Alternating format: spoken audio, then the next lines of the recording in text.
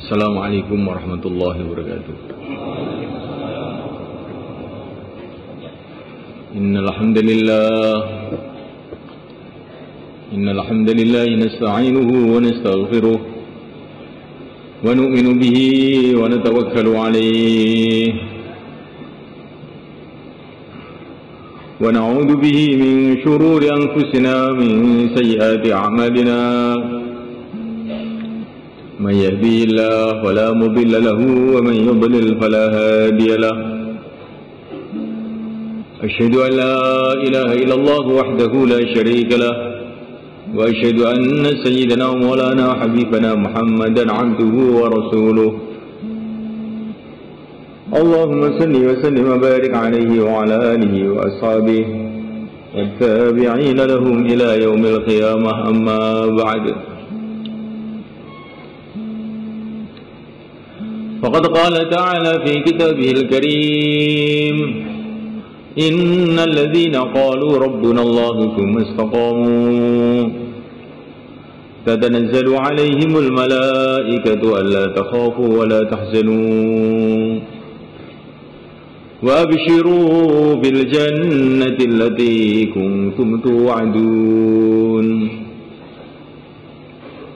نحن أولياؤكم في الحياة الدنيا وفي الآخرة ولكم فيها ما تشتهي أنفسكم ولكم فيها ما تدعون نزلا من غفور رحيم ومن أحسن قولا ممن دعا إلى الله وعمل صالحا وقال إنني من المسلمين ولا تستوي الحسنة ولا السيئة ادفع بالتي هي أحسن فإذا الذي بينك وبينه عداوة كأنه ولي حميم وما يلقاها إلا الذين صبروا وما يلقاها إلا ذو حظ عظيم وقال تعالى قل إن الموت الذي تفرون منه فإنه ملاقيكم ثم تردون إلى عالم الغيب والشهادة فينبئكم بما كنتم تعملون وقال تعالى كل نفس ذائقة الموت وإنما توفون أجوركم يوم القيامة فمن زحزح عن النار وأدخل الجنة فقد فاز وما الحياة الدنيا إلا متاع الغرور.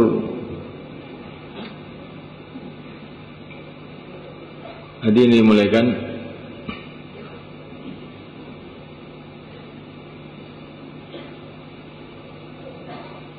kita ini adalah hamba-hamba Allah. Kita ini adalah miliknya Allah. Tinggal di bumi Allah, di bawah kolong langit Allah. Makan rizki dari Allah. Menghirup udaranya Allah. Bergelimang ke sana kemari dalam nikmat-nikmat Allah yang tidak ada batas. Setiap nafas kita adalah nikmat Allah. Setiap kedipan mata kita adalah nikmat Allah. Setiap denyutan jantung kita adalah nikmat Allah. Setiap aliran darah kita adalah nikmat Allah. Kita berjalan dengan nikmat Allah. Kita bisa duduk dengan nikmat Allah. Kita bisa berpikir dengan nikmat Allah. Kita bisa mendengar dengan nikmat Allah. Kemana saja senantiasa kita ini bergelimang dalam nikmat-nikmat Allah yang tidak bisa dihitung. Nikmat yang kecil semula kan. Kalau kita pikirkan itu sebetulnya perkara besar. Cuman kita ini karena tidak berpikir, sehingga nikmat itu kita anggap kecil, kita remehkan. sebutir nasi yang kita makan itu semulaikan, itu nikmat besar. Sebutir nasi itu datangnya dari mana? Dari sawah. Jadi untuk mendatangkan sebutir nasi ke mulut kita ini, Allah Subhanahu wa taala ciptakan bumi ini. Bukan hanya ciptakan bumi saja, Allah ciptakan angin, Allah ciptakan air, Allah ciptakan petani-petani, Allah ciptakan selepan, Allah ciptakan gigi, Allah ciptakan lidah. Ini kalau nggak ada lidahnya nggak bisa kita makan, mereka. Allah ciptakan tenggorokan, Allah ciptakan perut, Allah ciptakan sistem yang ada dalam perut ini, yang banyak sekali, yang rumit.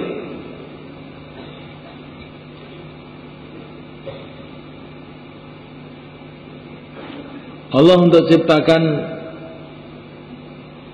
sebutir nasi ini, Allah gerakkan beribu-ribu makhluk, bahkan memang berjuta-juta makhluk digerakkan.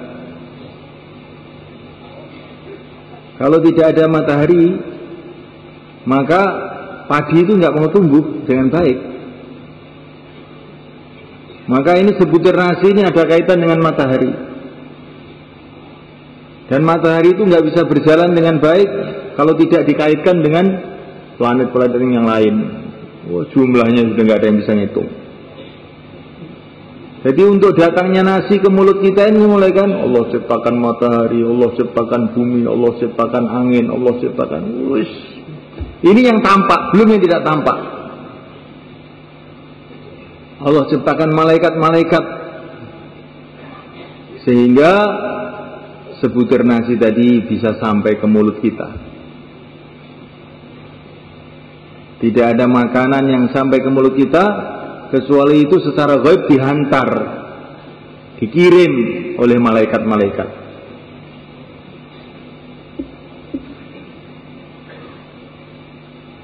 Maka saya teringat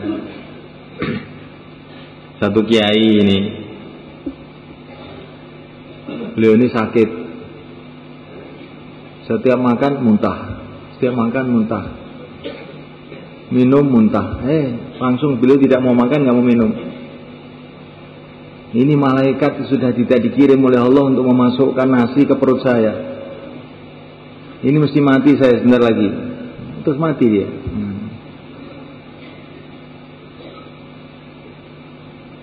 Di sebutir nasi ini adalah nikmat besar. Satu hembusan nafas ini nikmat besar, malaikat.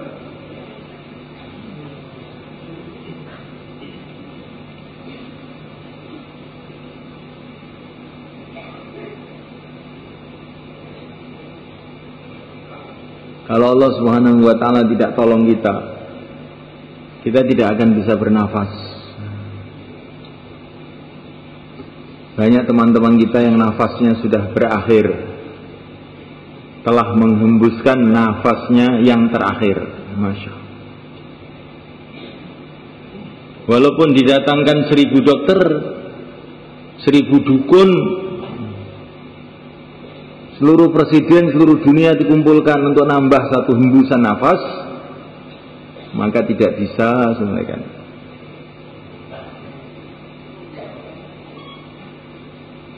Kita ke WC membuang kotoran dari perut kita, nikmat besar. Ada satu teman ini nggak bisa berak, maka dia dioperasi di Surabaya 50 juta untuk bisa berak. Jadi berak sekali itu harganya 50 juta semuanya.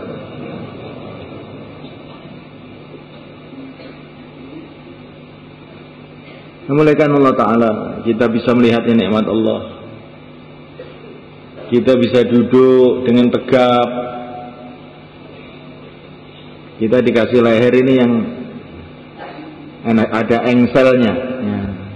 Bisa turun, bisa naik, ya. Disyukurilah. Kalau ngaji itu kepalanya diangkat. Kalau ngaji kepalanya ditaruh di bawah, engselnya Nanti kalau dicopot oleh Allah bagaimana?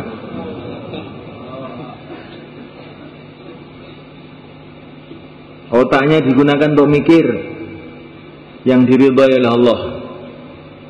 Nanti kalau otak kita dicabut oleh Allah, kemudian kita menjadi orang gila, bagaimana? Usahakan nikmat mata ini digunakan untuk taat kepada Allah. Jangan melihat perkara yang haram. Nanti kalau mata kita dihilangkan, dicabut oleh Allah, siapa yang bisa mengganti mata kita? Cobalah kita usahakan telinga kita untuk taat kepada Allah. Berapa banyak orang punya telinga yang tidak bisa mendengar. Coba ngaji itu dengar. Nanti kalau telinganya dicopot oleh Allah bagaimana? Kulit kita ini nikmat Allah Subhanahu wa taala. Gunakan kulit untuk taat kepada Allah, jangan untuk maksiat kepada Allah. Nikmat-nikmat Allah tidak karuan banyaknya. Ini senantiasa kita bicarakan, mulaikan. Karena ini perintah Allah, membicarakan nikmat-nikmat Allah itu perintah Allah. Wa amma bi ni'mati rabbika fahadits. Bicarakan nikmat-nikmat Allah saja. Yang tampaknya menyusahkan, musibah istilahnya manusia. Kalau kita renungi itu nikmat juga sebetulnya. Maka ada ulama itu suka juga alhamdulillah, sedih juga alhamdulillah. Mau sedih kok alhamdulillah. Iya, sedih ini nikmat Allah. Sedih kok nikmat Allah itu bagaimana? Supaya kamu tidak terlalu betah di dunia ini, sehingga kamu ada semangat untuk mikir akhirat. Maka Allah kasih sedih ini, kasih sedih ini, kasih susah. Jadi susah itu nikmat juga sebetulnya. Nikmat supaya kita mendekat pada Allah, supaya kita tidak tertipu dengan dunia ini. Sakit itu nikmat Allah juga sebetulnya. Karena dengan sakit dosa-dosa kita akan diampuni oleh Allah, dibersihkan oleh Allah. Dengan sakit itu kita ini Tagrib ini. Dengan sakit itu kita ini persiapan. Persiapan apa? Orang itu kalau sudah sakit itu apa? Biasanya apa? Sembuh. Setelah sembuh bagaimana? Sakit lagi. Setelah sakit bagaimana? Sembuh lagi. Setelah sembuh bagaimana? Sakit lagi. Setelah sakit bagaimana? Mati. Jadi kita dikasih sakit itu nikmat Allah supaya kita ini tidak ngeslong. Ada remnya itu. Besedek loh. Dalon-dalon melaku. Tolak-tolak. Maka sunnah malaikat Allah Ta'ala, alhamdulillah ala kulli hal. Dalam setiap keadaan kita ini memuji Allah. Kita dakwah dimudahkan oleh Allah, orang-orang mau ikut, alhamdulillah. Ini nikmat Allah. Kalau orang-orang itu susah diajak, nikmat Allah juga. Supaya kita ini tawadhu. Kalau semua orang ikut, mungkin kita jadi sombong, malah rusak kita. Kita biar tawadhu, biar pahalanya tambah banyak.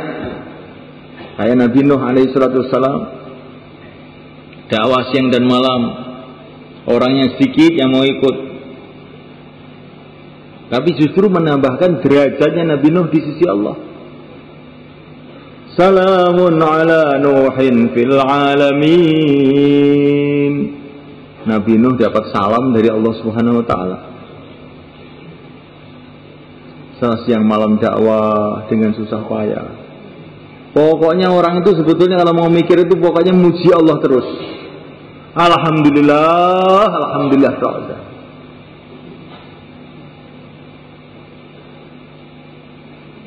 Nah, alhamdulillah ini kata Nabi adalah sebaik-baiknya doa.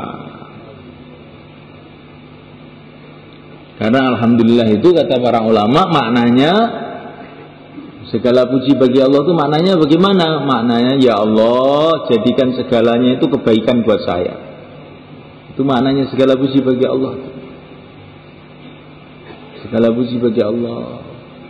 Maksudnya semua yang menyusahkan, yang menyenangkan, yang mendekat, yang dekat, yang jauh, yang di bumi, yang di langit, yang di dunia, yang di akhirat. Ya Allah, segala puji bagi Engkau. Engkau adalah yang maha dipuji. Jadikanlah semua ini kebaikan buat saya. Alhamdulillah. Sebaik-baiknya doa, alhamdulillah.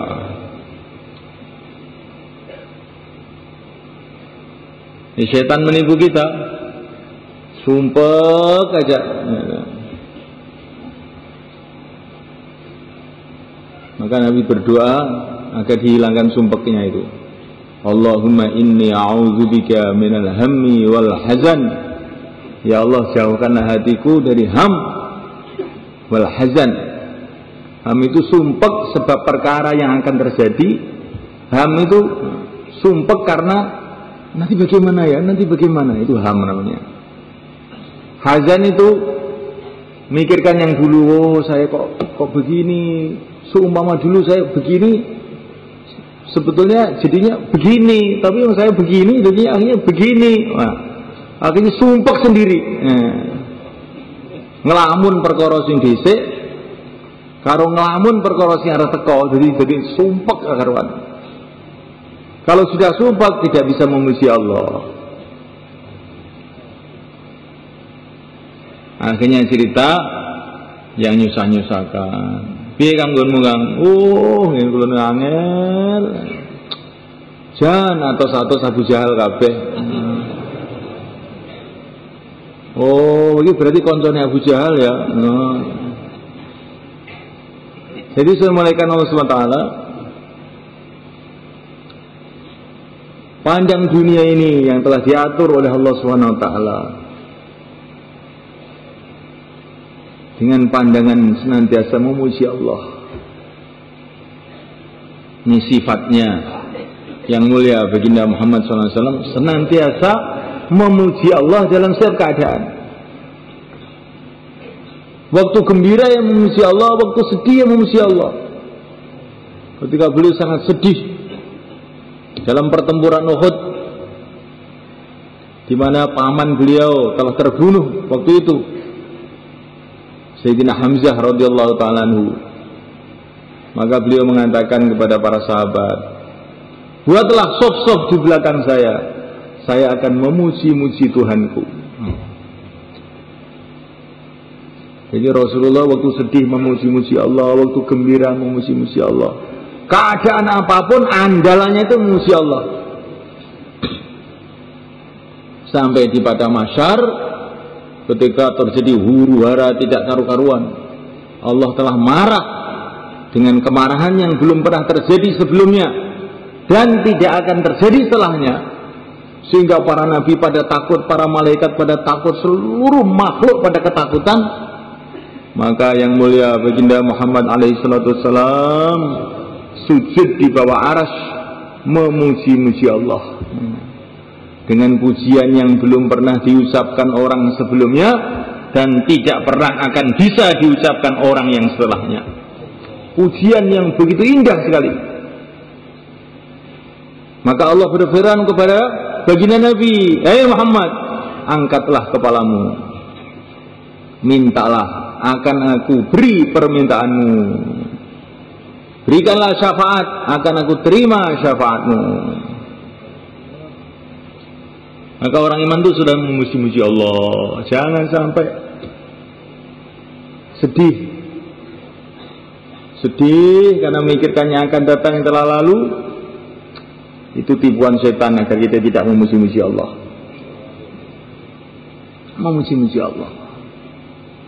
Lah katanya dakwah suruh risau. Iya risau, tapi dengan memuji-muji Allah. Risau dengan memuji-muji Allah. Maka pertolongan-pertolongan Allah akan datang kepada kita. Biasakan di mana-mana itu cerita keagungan Allah, nikmat Allah, kebaikan-kebaikan Allah, ya. Cerita kebaikan-kebaikan, jangan cerita yang membuat orang itu sumpah.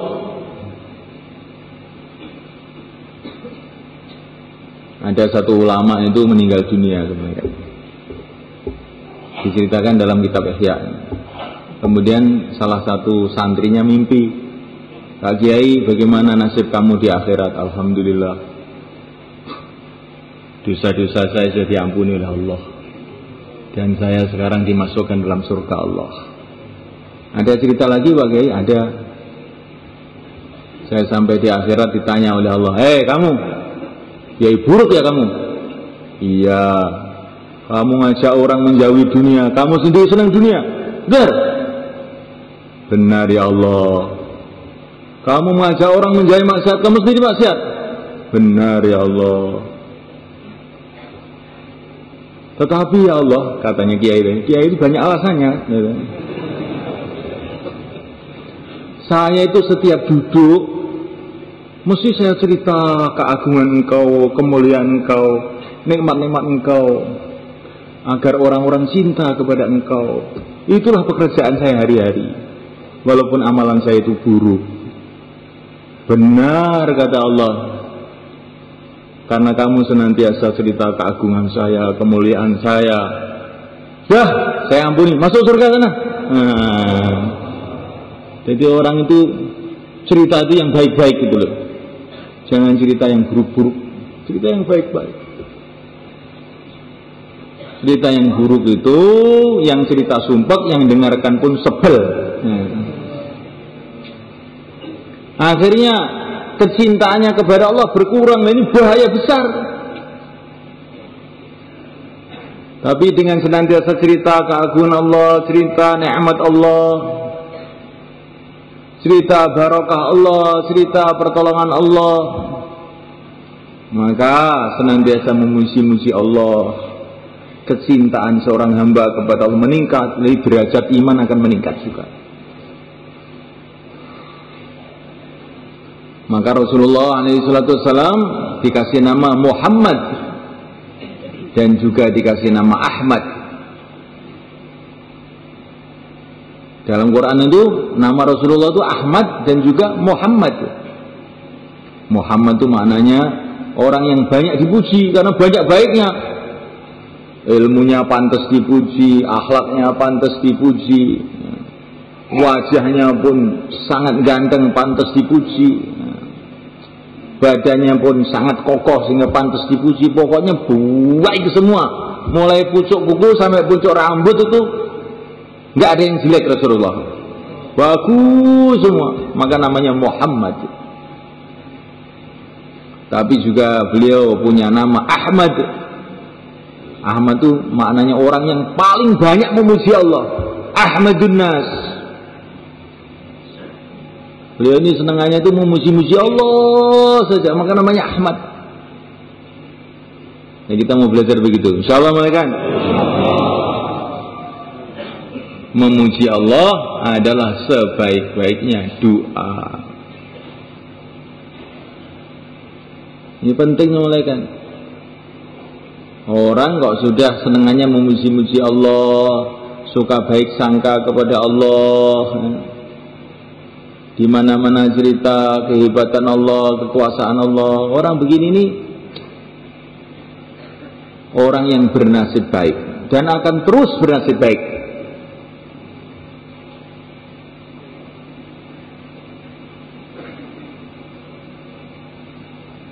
Nah, mulaikan Allah SWT.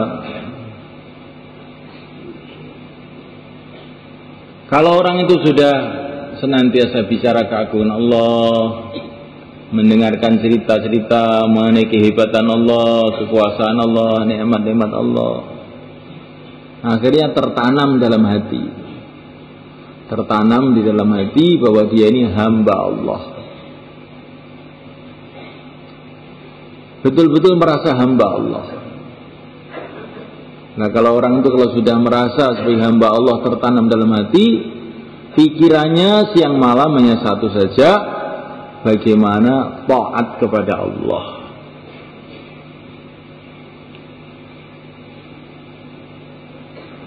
Contohnya adalah yang mulia baginda Muhammad SAW. Maka dalam Quran Rasulullah itu dikasih gelar Abdullah.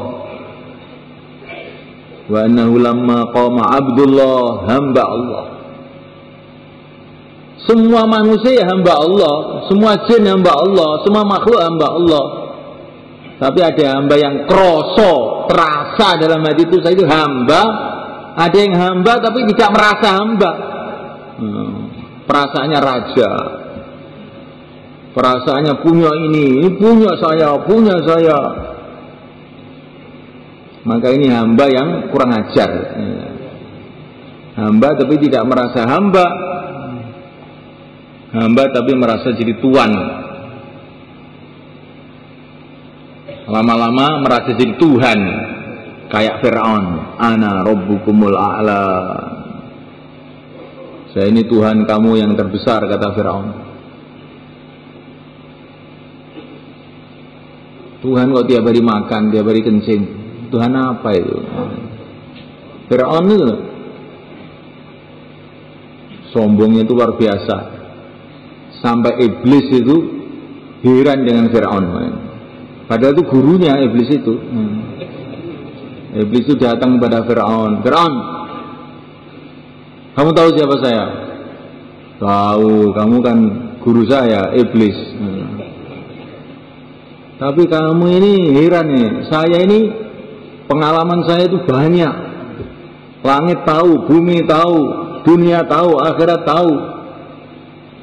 Tapi saya ini Masya Allah diusir oleh Allah, ngaku jadi hamba aja di depan Allah tidak laku saya ini. Saya ini ngaku jadi hamba Allah itu tidak laku, dibuang saya itu. Lah kamu itu loh anak kemarin sore ngaku jadi Tuhan. Lah kok melebihi saya kamu sombongnya itu. Saya itu diusir oleh Allah, dilaknat oleh Allah gara-gara tidak mau hormat sama Adam. Hanya itu saja, saya itu masih ngaku Tuhan itu Tuhan.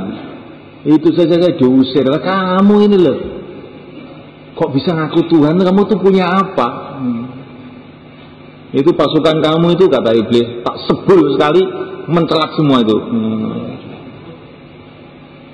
Oh kamu ngaku Tuhan, kurang ajar ini. Si iblis saja itu heran sama manusia. Ini kenapa saya mulaikan sebabnya kayak begini ini? Sebabnya jarang mendengar, jarang berpikir bahwa kita ini hamba Allah. Kita ini hamba Allah, kita ini milik Allah, kita ini diciptakan oleh Allah. Pembicaraan ini kurang sehingga orang itu tidak ada semangat menjadi hamba. Hidup seenaknya sendiri, bahkan lama-lama sudah ndablek. Hayya 'alas shalah, tidak ada getaran dalam hati. Dipanggil untuk menghadap pada Allah itu hatinya nggak ada getaran. Pokoknya ke sawah, terus macul terus. Dagang terus, bakul es terus, turu terus. Apa hayya 'alas shalah? Ini murid-muridnya Fir'aun ini semula kan. Bukan Fir'aun muridnya. Tidak merasa sebagai hamba. Kalau orang itu merasa sebagai hamba, hayya 'alas shalah, hatinya bergetar. Saya dipanggil oleh Allah. Dipanggil oleh pencipta yang menciptakan aku, yang menciptakan alam semesta, yang maha agung, yang maha suci, yang maha kaya, yang maha pemberi. Pasti saya akan dapat keberuntungan besar ini. Maka sholat itu dengan senang. Bukan hanya waktu sholat saja, bahkan seluruh kehidupannya, di mana saja. Di rumah, di pasar, di ladang, di jalan, di bis, di kereta api. Bersama istrinya, bersama anaknya, bersama temannya, bersama bosnya, bersama siapa saja, pikirannya hanya satu saja, ingin senantiasa taat kepada Allah. Nah kalau orang itu pikirannya siang dan malam hanya satu saja, ingin taat kepada Allah, maka kehidupannya akan diberkahi oleh Allah. Para nabi, para rasul ini contohnya. Para sahabat, para wali-wali Allah, itu mereka menjadi orang-orang hebat bukan karena kekuatan fisiknya, tapi karena saking taatnya kepada Allah. Kayak Nabi Ibrahim alaihissalam, ini contohnya orang taat. Bagaimana beliau diperintah oleh Allah untuk menyembelih putranya yang satu-satunya. Taat saja beliau, nggak ada pikiran anak satu kok disuruh nyembelih ini bagaimana, tidak. Pokoknya saya hamba Allah, anak saya hamba Allah, semua milik Allah, terserah Allah, mau sembelih tak sembelih. Ternyata disembelih malah barokah, bukan mati malah panjang umur jadi nabi, menurunkan nabi-nabi termasuk yang mulia baginda Muhammad alaihissalam dari keturunan Ibrahim alaihissalam. Jadi kalau kita ini ingin anak cucu kita barokah, taatlah kepada Allah dalam urusan anak cucu kita. Kalau kita ingin barokah di dalam urusan pertanian kita, taatlah kepada Allah dalam pertanian kita. Bertani dengan cara yang benar, dengan cara yang halal. Jangan nyolong banyu, jangan mindah galengan, jangan utang pupuk dengan cara riba, atau utang diesel dengan cara riba. Ini larang-larang Allah membuat nanti pertanian itu tidak barokah. Kelihatannya sawahnya luas, tapi tidak mendatangkan kebaikan. Dimakan jadi sumpek hatinya. Dikasihkan istrinya, istrinya jadi rewel. Dikasihkan anaknya, anaknya jadi nakal. Dibikin rumah, rumahnya kayak ada apinya. Oh, sumpek tak rumahnya ini. Karena apa? Tiangnya ini haram, gentengnya haram, lantainya haram, isinya barang haram. Tidak berkah sama kan? Bisa saja harta banyak, tapi tidak akan berkah kalau tidak taat sama Allah.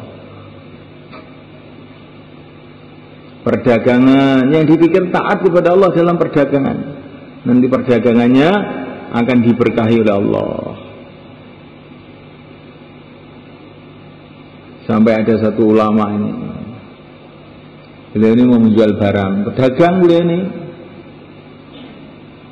Datang orang-orang yang nawar itu, saya mau beli barang kamu 10.000 boleh apa enggak? Nanti dulu, saya pikirkan dulu, saya hitung-hitung dulu, besok pagi saya jawab ya. Besok pagi saya jawab. Setelah pagi, yang nawar itu datang.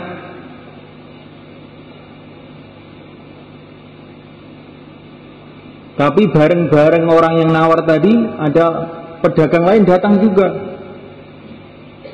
Dia nawar, itu barang kamu saya beli 15.000, boleh apa enggak? Maka ulama tadi merenung.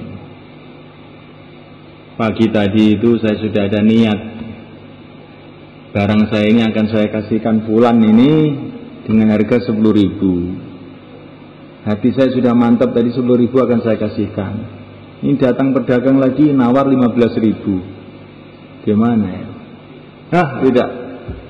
Saya tidak ingin berkhianat kepada orang Islam, walaupun dengan hati.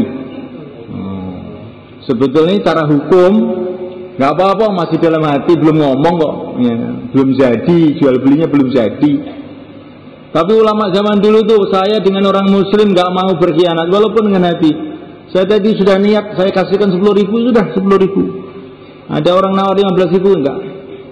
15.000 kamu cari yang lain aja. Maka akhirnya dagangnya itu barokah semua kan. Bukan nipu-nipu orang, bukan. Sudah kejadian, sudah akad, sudah jadi, ada yang nawar lebih mahal. Oh, tak batal kan? Oh, ini gawat begini ini. Nanti jadi tidak barokah. Jadi semulaikan Allah Ta'ala, kalau kita taat dalam urusan perdagangan kita, jangan kita menipu, ngurangi takar, jangan riba, nanti perdagangan kita ini jadi barokah.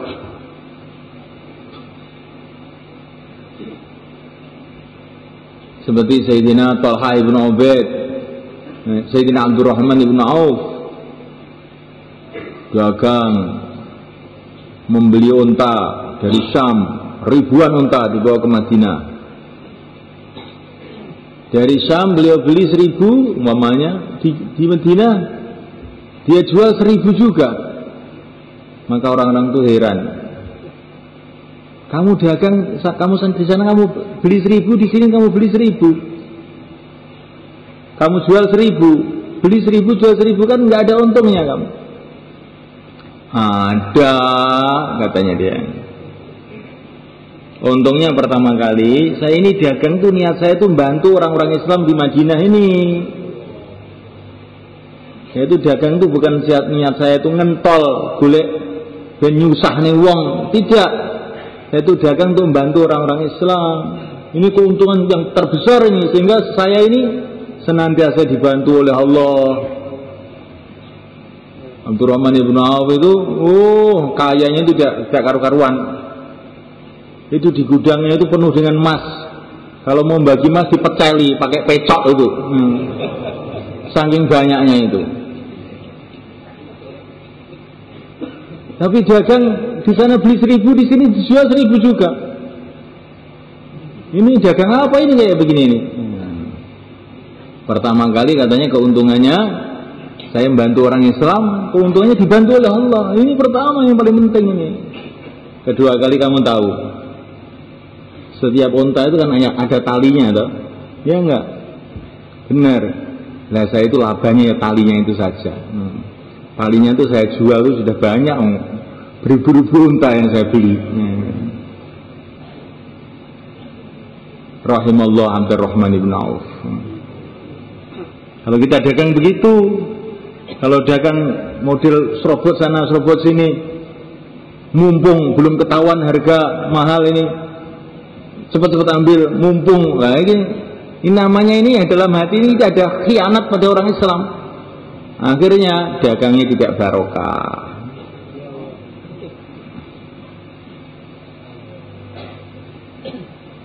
Di mana saja, di rumah kita, di sawah kita, yang kita pikir bagaimana kita taat sama Allah, akhirnya dibarokah. Contohnya orang yang taat itu yang mulia baginda Muhammad SAW, bahwa yang tiqu anil hawa, beliau tidak pernah berbicara karena maunya nafsunya, tapi beliau berbicara karena perintah Allah. Maka pembicaraannya penuh dengan barokah, sehingga pembicaraan jadi asbab hidayah untuk jutaan manusia sampai sekarang. Ini orang itu kalau taat kepada Allah dalam mulutnya ini barokah. Kalau tangannya digunakan senantiasa taat kepada Allah, nanti tangannya barokah.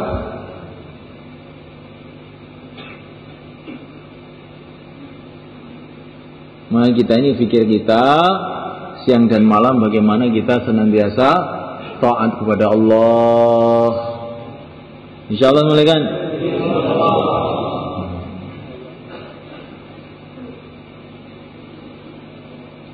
Ini mulaikan Allah Ta'ala. Ini rasa bahwa kita ini hamba Allah ini penting. Ini pertama harus kita tanamkan betul dalam hati. Ini kalau tertanam nanti ibadah itu jadi nikmat mulaikan. Sholat jadi nikmat, zikir jadi nikmat. Kamu zikir kok panjang-panjang sekali kok betah sekali. Punggung kamu itu kamu kasih apa? Punggung saya tidak saya kasih apa-apa. Saya itu menghadap pada Allah kok tidak betah itu bagaimana?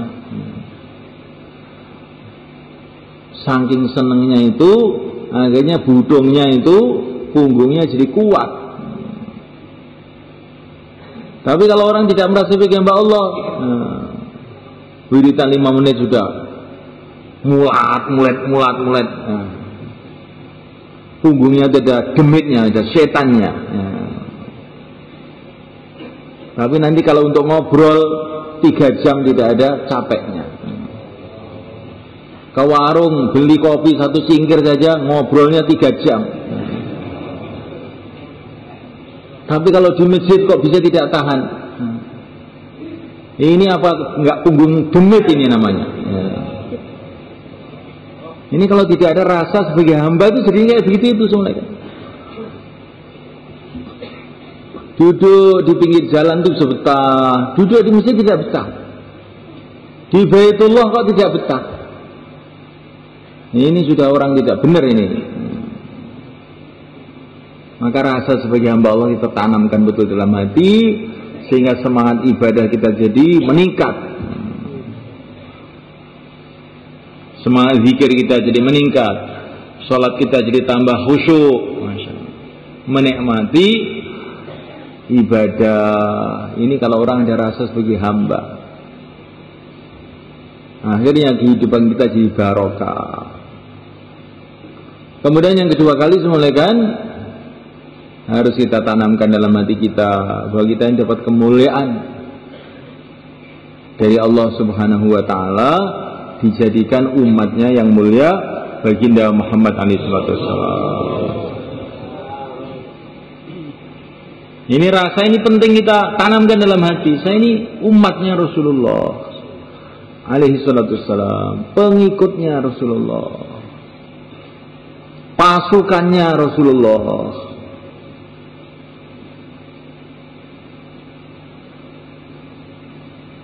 Kalau orang itu merasa sebagai umatnya Rasulullah, kan? Maka dia ini akan mudah untuk berjuang, mudah untuk dakwah. Kenapa toh kita ini dakwah kok nggak bisa dapat taskilan itu kenapa? Karena kita sendiri ini belum jadi dai.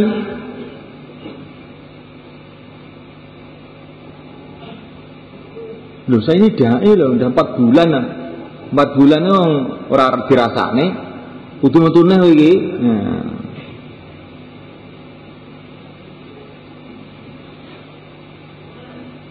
Kalau orang itu orang petani mereka, memang petani geles istilahnya orang Jawa itu, petani asli. Itu cari orang nandur, cari orang macul, cari orang garu, melukui, bisa saja. Gak usah kursus kemana-mana. Nah kamu itu loh, belajar di mana kok bisa cari orang matun, kok bisa cari orang meluku? Wah, kamu tanya kok aneh-aneh. Memang saya ini petani yang mesti bisa begitu itu. Orang Temboro itu tidak ada kursus pertanian, tapi semua bisa macul. Tidak ada mudakaro, bagaimana caranya mencari orang matun, mencari orang meluku, mencari orang garu, nggak ada. Tapi dapat aja tiap hari. Kenapa? Karena dia sudah menjadi petani betulan. Dalam hati ini saya ini petani, saya ini pemilik sawah. Begitu juga semulaikan kalau orang itu sudah menjadi dai, merasa betul sebagai umatnya Rasulullah SAW, pengikutnya Rasulullah SAW, wadio balane kanjeng Nabi SAW. Ini tertanam betul dalam hati, maka ngajak orang itu bisa aja. Jadi kalau kita ini ngajak orang itu nggak dapat itu, jangan kita salahkan orang-orang. Saya ini berarti belum menjadi dai beneran ini. Rasa saya sebagai umat Rasulullah masih kurang, akhirnya nggak dapat taskilan. Bagaimana Sayyidina Ali bin Abi Thalib radhiyallahu ta'ala anhu datang ke Yaman, beliau bicara cuma 1 menit saja. Hei orang Yaman, saya ini disuruh Rasulullah ngajak kamu masuk Islam. Cuman gitu tok. Gerudukan berbondong-bondong orang Yaman itu masuk Islam. Cuman bayarnya 1 menit saja. Tapi ini dari lubuk hati yang merasa dia ini memang diutus Rasulullah, merasa dia ini adalah ditugaskan oleh Rasulullah, meneruskan kerjanya Rasulullah, akhirnya barokah. Kita tanamkan betul dalam hati, saya ini umat Rasulullah, punya tanggung jawab meneruskan kerja Rasulullah. Saya ini punya umat, namanya umat Islam. Ini warisannya Rasulullah kepada saya, harus saya jaga ini umat, harus saya pikirkan ini umat, harus saya doain ini umat, harus saya ikram ini umat, kan ini warisannya Rasulullah kepada saya. Insyaallah malaikat. Kita ini harus ada rasa itu.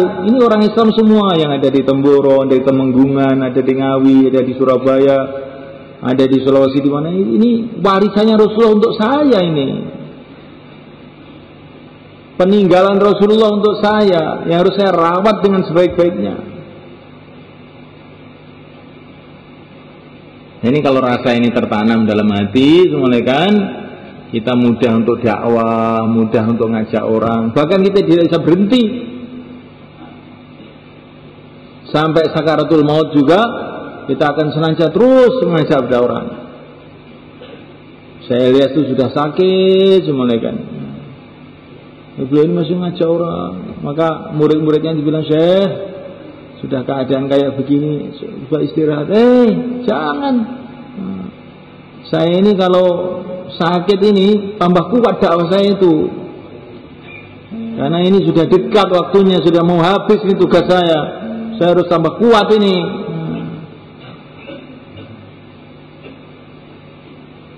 Maka beliau ini siang dan malam mendakwahkan agama, mengajak orang pada agama, menangis karena agama. Sebetulnya apa sebabnya bisa begitu itu? Saya pernah ketemu muridnya Syekh Muhammad Ilyas. Saya tanya, dulu itu loh, Syekh Ilyas itu kok bisa dakwah siang dan malam gak ada henti-hentinya, sampai kerjanya menyebar ke mana-mana di seluruh dunia itu, asal mulanya itu bagaimana? Saya tanya sama muridnya beliau ini, namanya Abdul Razak itu, di Mewat itu. Maka Abdul Razak itu bilang, saking nyambung hatinya dengan Rasulullah katanya, saking cintanya Syekh Ilyas kepada Rasulullah, sering saya gitu. Sehingga akhirnya itu senengannya itu sudah apa yang dulu disenangi Rasulullah. Syekh Ilyas itu semula kan, beliau ini juga guru zikir, beliau ini juga kiai pesantren. Sebetulnya beliau ini kalau menurut umumnya orang pada zaman itu sudah capek lah sebetulnya itu, ngurus santri sama ngurus orang zikir itu sudah capek. Tapi beliau ini tidak begitu. Rasulullah dulu tidak hanya ngurusi santri, tidak hanya ngurusi orang zikir, Rasulullah itu mikirkan umat. Maka saya harus mikirkan umat. Saya harus datang ke rumah-rumah, Rasulullah datang ke rumah-rumah. Maka beliau bergerak, saya curahkan pikiran saya, hati saya, doa saya, ilmu saya, kekuatan saya, zahir batin, sebagaimana dulu Rasulullah mikirkan umat. Maka beliau datang ke orang-orang yang gak sholat, pada orang-orang yang dekil-dekil, orang-orang jahil-jahil, didatangi ke rumah-rumah. Akhirnya terbentuklah kerja ini, mulai kan. Maka rasa ini kita tanamkan dalam hati kita, insyaallah, mulai kan. Nah, supaya tertanam dalam hati itu bagaimana? Nah, ini sudah tahu insyaallah caranya. Harus latihan. Innamal ilmu bitta'allum wa innamas sabru bittasabbur wa innamal ilmu bittahallum man tasabbara sabbarahullah. Ringkesnya apa-apa itu kalau ingin tertanam dalam hati perlu latihan. Kalau nggak bisa nangis, kata Nabi, ya ditangis-tangiskan, lama-lama nanti bisa nangis. Kalau kita ini nggak bisa mikir umat, yang biasanya mikir sawah, suruh mikir umat, gak nutut pikir aku, ya apa, kok mikir umat ya apa terus ini karpe. Aku biasanya mikir sawah, mikir umat beri apa sih jalan. Tetapi mulai kan dilatih. Kita latih musyawarah, kita keluar jalan Allah 3 hari, 40 hari, 4 bulan. Akhirnya fikir Rasulullah itu masuk di dalam otak kita, dalam hati kita. Akhirnya tertanam, kepentingan dakwah itu tertanam. Insyaallah kita niat mulai kan? Kepentingan ibadah itu tertanam. Kita tiap hari sudah ibadah semulaikan. Tapi rasa ibadah itu sangat penting ini yang harus kita belajar lagi sebenarnya. Bahwa sholat 2 rakaat itu lebih penting daripada dunia seisinya, itu yang kita rasakan. Lebih besar daripada dunia seisinya. Dan ini menghadap pada Allah. Nah, ini yang kita perlu belajar lagi. Kita sudah dakwah, dikit-dikit sudah dakwah, tapi bagaimana kita rasakan dalam hati? Dakwah ini perkara besar, perkara penting ini. Ini kerjanya para nabi, kerjanya yang mulia baginda Muhammad SAW. Akan mendatangkan kebaikan-kebaikan yang besar dunia akhirat. Jadi dipentingkan, bukan hanya dakwah, tapi mementingkan dakwah. Ada urusan-urusan lain, waktu jauhlah pertama, ada urusan ini, urusan itu. Enggak.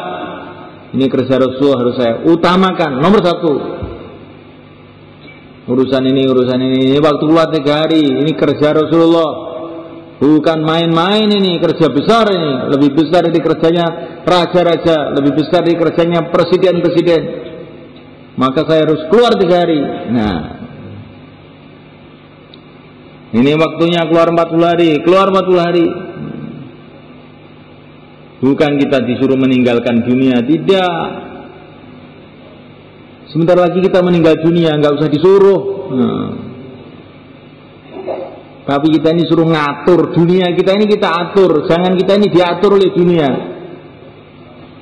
Sawahnya diatur, dagangan diatur, keluarganya diatur sehingga bisa keluar 40 hari.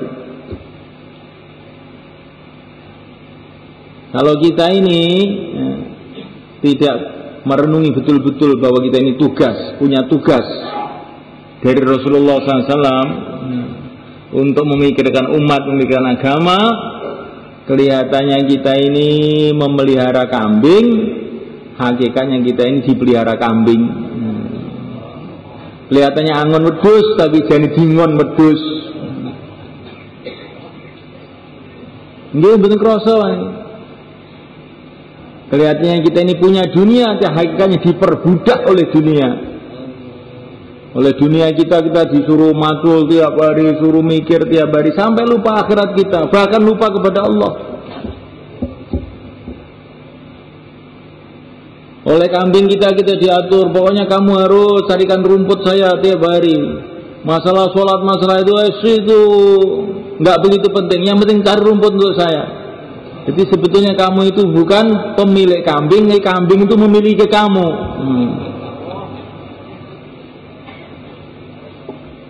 Maka ini jalan keluarnya bagaimana? Jalan keluarnya keluar. Jalan keluarnya keluar. Biar kita tidak jadi budaknya kambing, budaknya kerbau, budaknya sawah. Kita keluar jalan Allah. Kita keluar jalan Allah. Kita merasa sebagai hamba Allah, merasa sebagai umat Rasulullah. Sekarang ngatur kambing, ngatur sawah. Tidak diatur kambing, tidak diatur sawah. Insya Allah kan?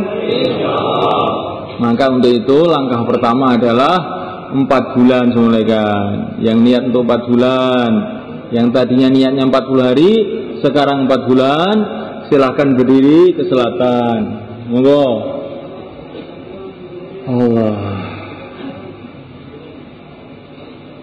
Monggo, sing niat sekawan wulan, ya langsung berdiri aja, jalan langsung, ayo, masya Allah, monggo.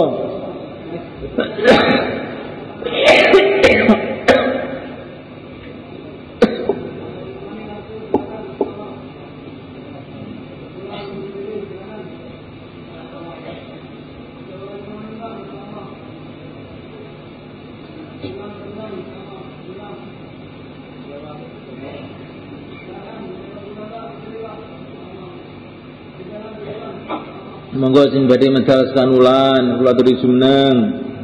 ngidul mriko monggo sing niate sekawan dosa dinten sak mangken dirubah sekan wulan. Dawe para ulama ning amalan itu dilakoni tenanan terus patang wulan akhirnya mancep ning jero ati. Nah ini lho sing dimaksud niku, mancepe ini lho. Orang ngerti nih sampean niku ngerti. Mancepe lho. Lagi patang wulan, paling sithik niku. Monggo.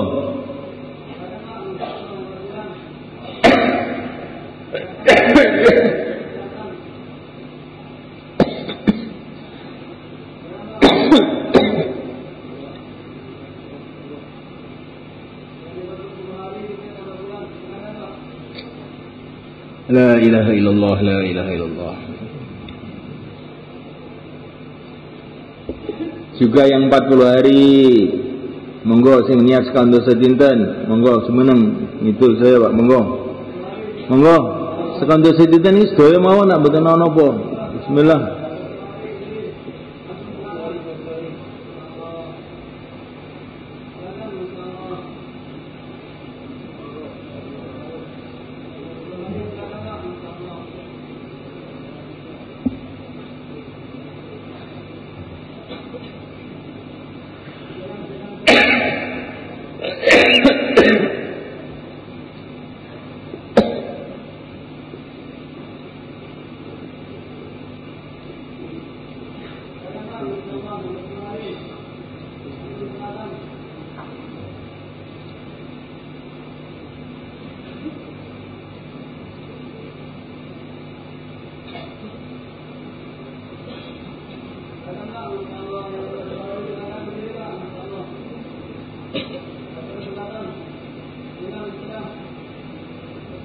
Ini yang utara belum ada ini, gimana ini?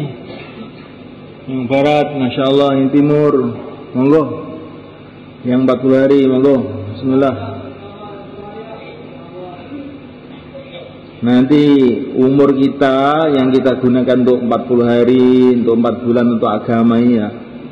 Umur yang akan menggembirakan kita di akhirat semua kan. Kita akan gembira, saya dulu kok keluar 4 bulan.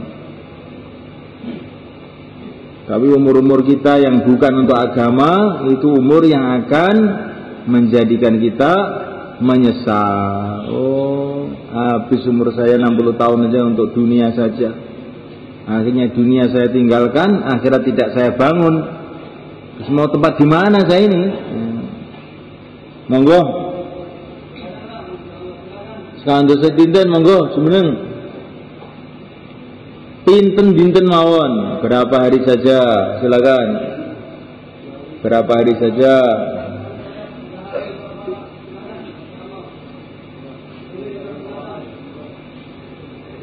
Berapa hari saja, silakan berdiri ke selatan.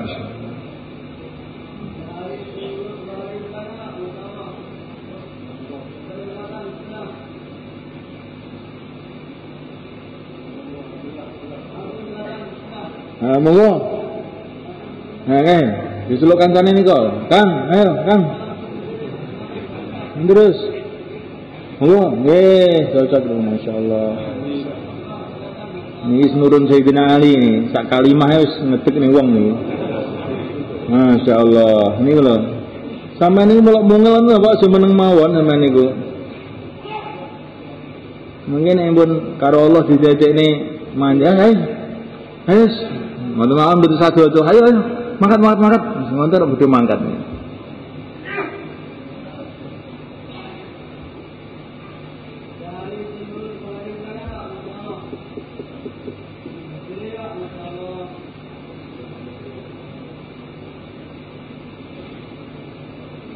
Insyaallah kita niat semulaikan. Besok malam Jumat itu Jur Temboro semulaikan dan sekitarnya, Magetan sekitarnya. Maka dan ini berbarengan dengan pengeluaran jamaah santri juga. Maka usahakan mulaikan Jumat yang akan datang itu kita keluar semua 4 bulan atau 40 hari bareng-bareng jamaah santri. Insya Allah mulai kan? Ini kalau satu jamaah itu ada orang tua, ada yang muda, ada santri, ada mahasiswa, ada petani. Akhirnya jamaahnya ini menjadi komplit, jamaah umat. Bukan jamaah santri, jamaah umat Islam. Ada petaninya, ada kiainya, ada santrinya, ada ustadznya, ada pedagangnya. Akhirnya kita bergerak itu semua kan bisa ngajak umat.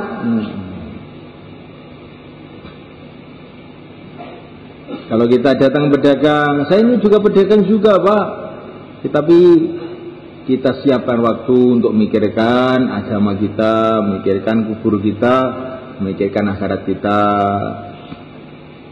Kita dagang enggak, kita datang ke pesantren, saya ini santri juga, tapi menyiapkan waktu untuk memikirkan umat.